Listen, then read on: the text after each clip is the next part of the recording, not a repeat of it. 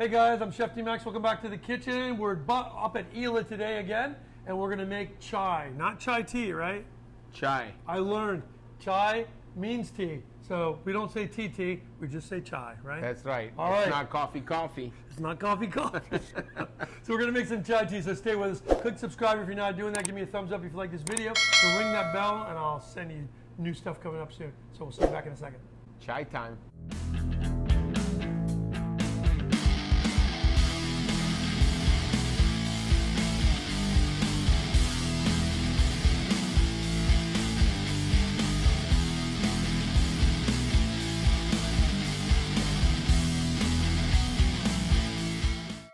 We're back here, we're gonna make some chai, so let's get this thing started. So you started with what? How many cups of water is that? This is 2 cups of water. Okay. And we are making chai for anything between 2 to 4 people, depending on how much you want. I like a big cup of tea or a big cup of coffee. Me too. So this will be just perfect for both of us, for 2 of us.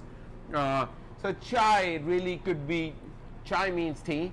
And what we are really making is a masala chai. Okay. Masala means spices. And so when you just say chai, I mean, everybody just makes masala chai thinking it's what Indian tea is. But in India, some people like it with no spice or just ginger. You could make it with all the spices, or you could make just with the ginger, like my mom or my dad back home would make only with ginger in winter season.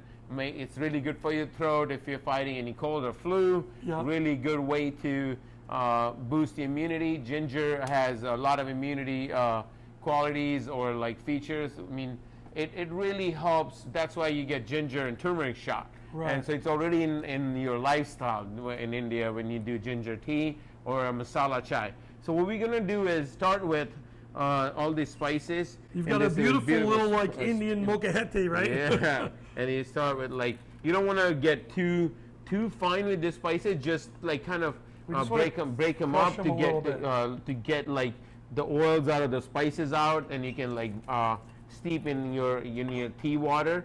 So like so if you don't have one of these at home, you could just use your spice grinder and just roughly blitz it. Yeah. Yeah, but don't grind it to a paste, right? Yeah.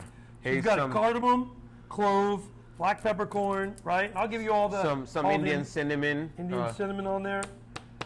We're just cracking that, right? There you go. Like that? Yeah. And then, wow, the smells. Yeah. Wow. It changes everything. It does change everything. And we're gonna do ginger. I'm gonna show you how to microplane it. Okay. The tool, you find it in a lot of grocery stores these days, or fine shredder or grater. If you don't have a microplane, you can also use a cheese grater in your home. Cheese grater works good. So you just like kind of quickly. And don't throw the skins away. I wash this ginger really good, so you can just use it. So like about like an inch a piece of ginger knob, just quickly grate it, because you get more out of it, and it's like easy to get more flavor imported out of it. So what you're gonna do here is you're gonna take this quickly, like roughly like ground spice to release those oils. And so you have like a really nice spice there, and then you're just gonna pretty much put it in here to steep it, and then just set that aside. Okay. Do you want to put your ginger in now too? Now we're gonna put ginger as well. Okay. So I'm gonna just put the ginger right in here like this. Beautiful. There's a lot of juice in that ginger too. And then, fresh and spicy. Wow. Yeah. You get all of that. Get all of it, right?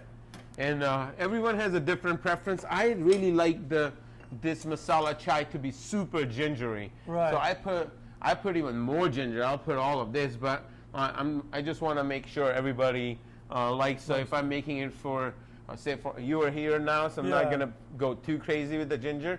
But I love ginger shots. I like turmeric shots. Right. And you know, like if you grew up as a kid having ginger tea like that a lot, your tolerance to like the strength of ginger. Correct. Like I like strong ginger flavor too. Whenever I make sauces, I put a lot of ginger when I'm using it, and some people just like very light ginger. So it really depends on your preference. And now, while you can already smell how much spices are like already blooming, it's like making this makes your kitchen and living room already like kind of feels even like if you're not drinking it, you could just put it. You could use it as a diffuser for your house. almost feels like it's a holiday. Or now everybody has a different preference from sugar. Agave is high. It's got low glycemic index, so it doesn't shoot your body sugars up right away. So it's a really good, better than a refined sugar because it's plant based. You know, it's and it's not artificially processed. So I added like about, what do you would say, 2 tablespoons of agave. You could add more or less if you want. It's basically like 1 tablespoon for each of us person, as a cup. Yeah. And just kind of keep steeping it. I'm gonna raise the heat a little bit, and then add. Like I said, I love adding more ginger. So there's a dried ginger powder here as well, which is necessarily it gives 2 different levels, right? A dehydrated ginger smells so good, it really like adds, and also adds that little, because it's dried. As soon as you put in this liquid, it makes it a little creamier too. Okay. So like almost like a milk powder. So I'm gonna add half a teaspoon of, as you can see, like water change right away. It's water almost like got faster boil, right? Like salt when you add salt to it. Correct. And so I've added like a half a teaspoon of ginger powder. Now I'm just letting it steep. And while it's steeping, we're just gonna get 2 couple cups ready for us to You want to put milk strain. in there? And not yet. We'll be right back and have this tea with you in quickly, couple minutes. Here we have some black tea now. Your black concoction. Tea is your prominent. That's your prominent tea in India. In right? India, not Darjeeling, which is in near Assam, or Assam tea or Darjeeling black tea. Tea is, we grow a lot of tea in India, from all the way on the east of India to southwest coast or southeast coast of India. A lot of tea production. Okay. Tea is a gift from English when they ruled.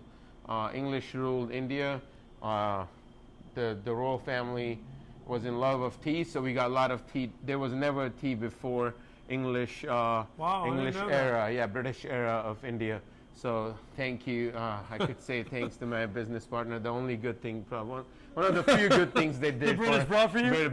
British tea. So now we just made it a little better, more interesting, like we do everything. Put our flair on the on the food. So now we're gonna add like about 2 heaping spoons of black tea. Yes, it's almost like a spoon per person of that as well. And now you're gonna let it steep nice and slow. Where like, you know, you don't wanna boil tea now too much, because you don't want to get all those tannins, like too many tannins out of the tea. So what I do, like, I'll just bring it to quick boil and turn it off. And when then, do you add your milk in there? Actually, right now, it's starting to boil. So I'm gonna put like about 1/4 cup of milk for each person. Okay, so like whole about milk whole milk. You don't have to. You don't. If you don't prefer, you can almost whole tell milk, from color what correct. you prefer after a while, right? and some people might want to use skim milk for health reasons, or you could use oat milk or almond milk, milk of your choice. I like whole milk just because just go traditional route right now. Just wanted to share the family recipe. Right. So now it's just as it's steeping, I'm just gonna get a little lid, and as soon as it comes to boil, I'm gonna cover it up and let it steep nice and slow.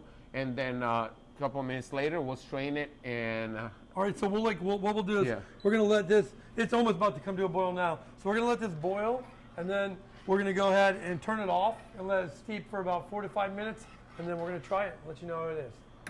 And here it is. Wow, that looks amazing.